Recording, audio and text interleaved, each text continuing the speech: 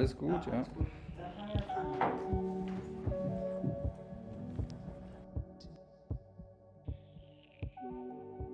Was ist damals passiert? Ich bin als kleiner Junge, ich war 4,5 und bin von meiner Tante über ungefähr 8 Jahre sexuell missbraucht worden. Wie gesagt, das fing an, dass ich 4,5 war. Da kamen meine ersten Erinnerungen und die sind wieder hochgekommen, als ich ein junger Erwachsener war. Ich habe das sehr lange verdrängt. Der sexuelle Missbrauch war extrem. Da war Oralverkehr, Penetration mit Gegenständen. Ich bin ja von einer Frau missbraucht worden. Da gab es also keinen Penis, der mich penetrieren konnte. Die hat es dann mit Gegenständen gemacht. Die Frau hat mich angepinkelt und dazu kam eine andere extreme Geschichte, dass sie mir gedroht hat, dass sie mich umbringt, wenn ich darüber rede. Konntest du dich denn anvertrauen? Nein. Also du konntest gar nicht darüber sprechen?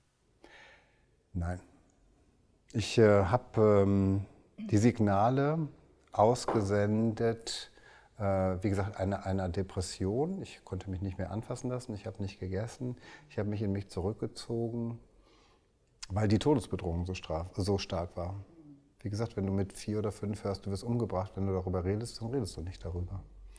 Ich hatte kein sehr großes Vertrauensverhältnis zu meinen Eltern, zu meinem Vater überhaupt nicht und zu meiner Mutter hatte ich schon eine sehr enge Beziehung, aber da meine Mutter mich in die Obhut dieser Frau gegeben hat, hatte sie wahrscheinlich in meinem frühkindlichen Geist das sanktioniert, was die Frau mit mir machte. Aber als kleines Kind kannst du ja nicht abstrahieren, reflektieren über diese Geschichte. Da wirst du einfach vergewaltigt im Körper und in der Seele und hast ja auch überhaupt keine Macht. Und du sagst, du hast das verdrängt dann auch.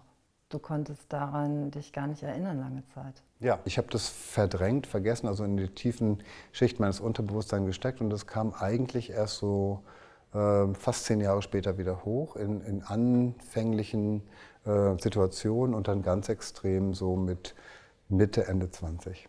Und zwar ausgelöst dann wirklich durch den Tod meiner Mutter, was für mich ein sehr traumatisches Erlebnis war. Und das hat alles freigesetzt. Da kam wirklich alles hoch. Weil, ich glaube auch, man muss immer gucken, woher diese Restriktionen kommen in uns. Ne? Und da ich vielleicht als Kind gedacht habe, okay, meine Mutter hat es erlaubt, weil sie mich da hingegeben hat. Als sie starb, da ging eine Tür auf. Ich glaube, dass das eine Zeit war, wo wahrscheinlich Eltern meine Eltern mit einer Situation konfrontiert wurden, mit der sie gar nicht umgehen konnten, weil sie überhaupt das Werkzeug dazu nicht hatten, aber auch eine Eigenverantwortung abgegeben haben.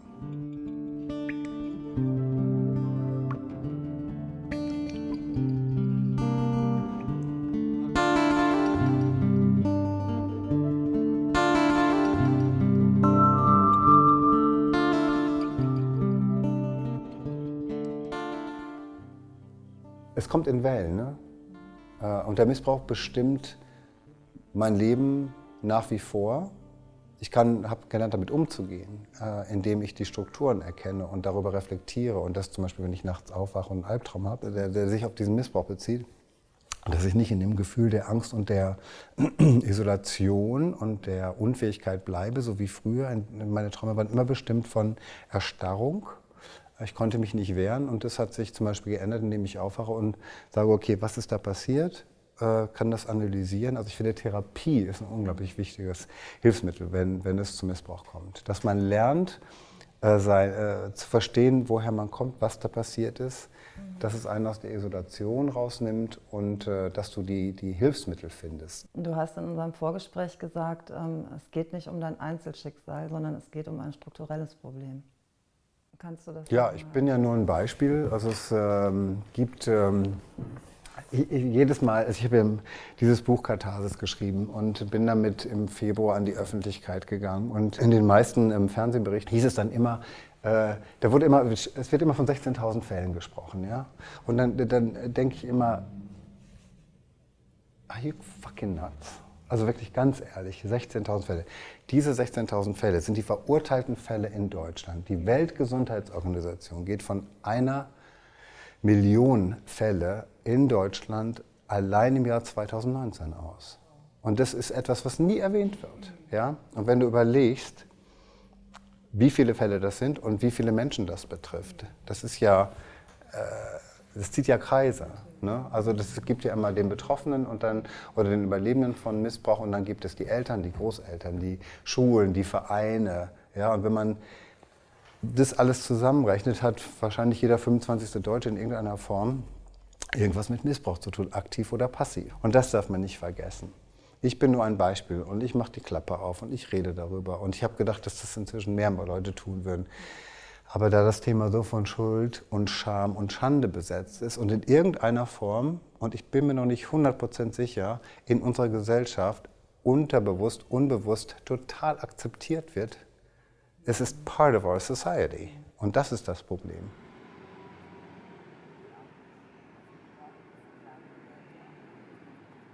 Und was glaubst du, warum Missbrauch durch Frauen noch mehr tabuisiert ist?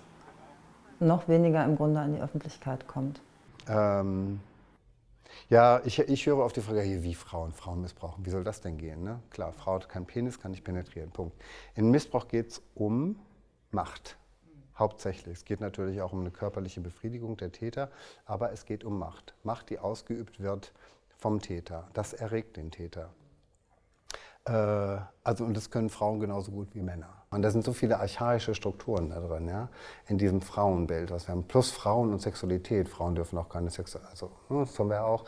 Also ich will jetzt hier keine Klischees reiten, darum geht es auch nicht, aber ich glaube, das sind die Ursachen dafür. Wir können uns nicht vorstellen, dass eine Frau sowas tut, weil das konträr zu ihrer Aufgabe steht. Und dieses Schweigen und Tabu, was bedeutet das für die betroffenen Kinder? Ja, du wirst in so eine Isolation getrieben. Das ist das Hauptproblem. Ne? Das merke ich auch ganz extrem, seitdem ich öffentlich damit bin, dass ich unglaublich viele Nachrichten, Mails, Messages bekomme von Menschen, denen das auch passiert ist. Und ich sage nicht Opfer, sondern Überlebende, weil man überlebt es ja in irgendeiner Form, diesen Missbrauch. Manche besser, manche weniger gut.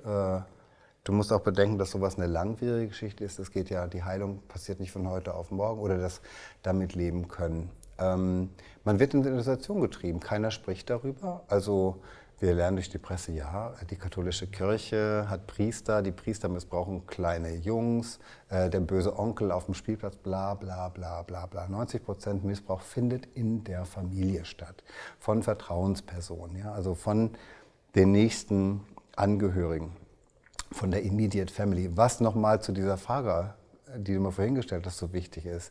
An wen soll man sich denn da wenden, wenn das in der Familie passiert? Wenn es der eigene Vater, wenn es die eigene Mutter ist.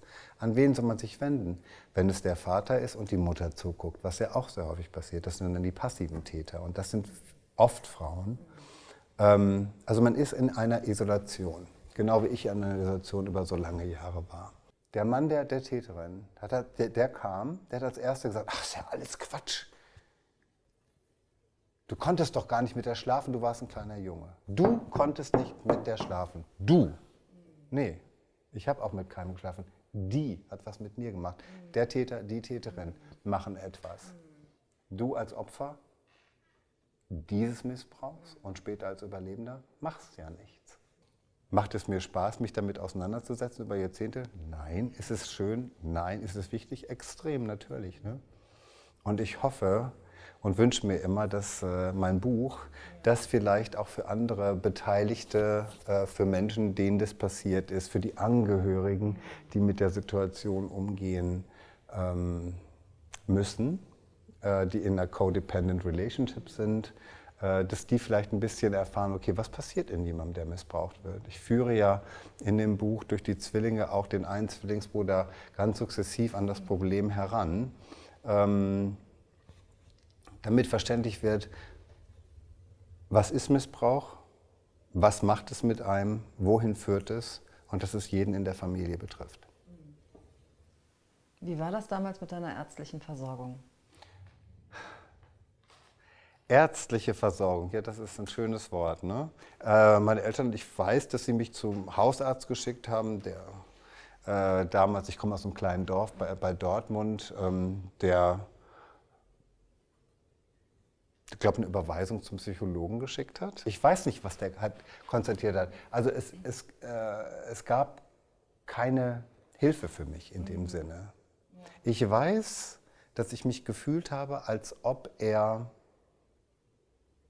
diese Situation, der hat auch nicht nach Missbrauch in dem Sinne gefragt, aber der hat, ich war 8 oder maximal 9 Jahre alt, 10. Ich habe das Gefühl gehabt, der hat mir Fragen gestellt, die irgendwas mit sexueller Befriedigung zu tun hatten und ob mir das Spaß macht. Keine Ahnung, was der Arzt meiner Mutter gesagt hat, mit der ich da war. Ich weiß nur, dass ich diese Gespräche als unglaublich, heute würde ich sagen, übergriffig und sehr befremdlich empfand. Und wenn jemand zuschaut, der Arzt ist oder Krankenschwester oder Sozialarbeiter oder wie auch immer, dem Kind eine Vertrauenssituation zu schaffen, wo es sich öffnen kann. Weil das ist ein Übergriff, habe ich vorhin schon mal gesagt, an Seele und Körper. Ne? Das ist eine Vergewaltigung, das ist ein seelischer Mord und oft leider auch ein so starker körperlicher Übergriff, dass ich bis heute darunter leide. Ne? Auch in meiner Sexualität als erwachsener Mann.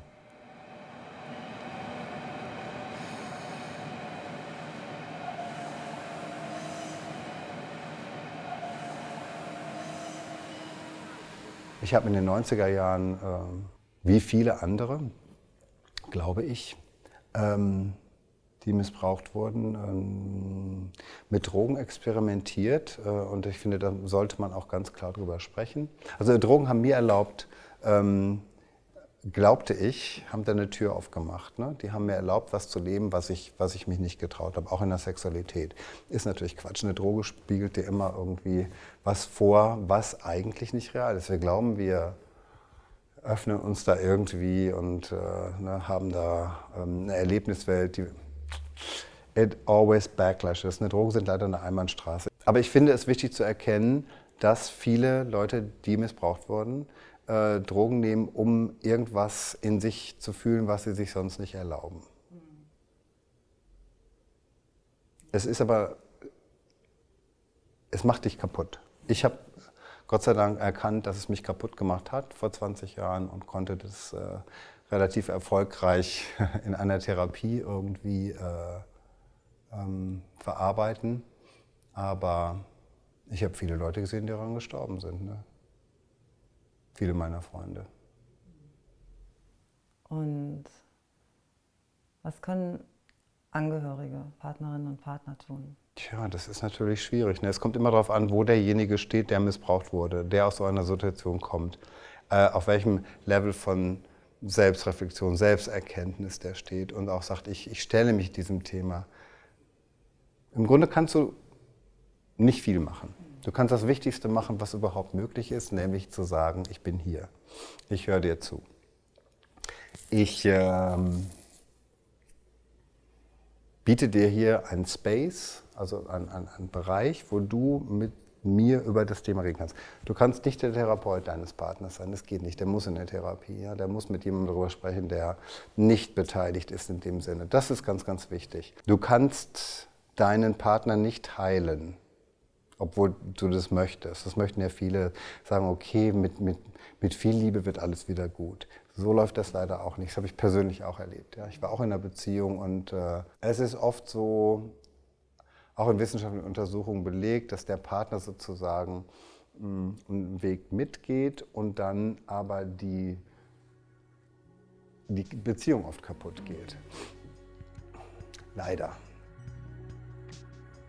Die Legislative muss sich ändern, die Möglichkeiten, so etwas zu verarbeiten, die Sensibilisierung beim Fachpersonal muss sich, die Einstellung und die Sensibilisierung muss sich ändern. Und man darf nicht sagen, ach ja, wie schrecklich und tschüss, sondern man muss dieses Thema wirklich erkennen und es muss auch mehr öffentlich gemacht werden. Es muss viel mehr darüber geredet werden, auch in der Familie.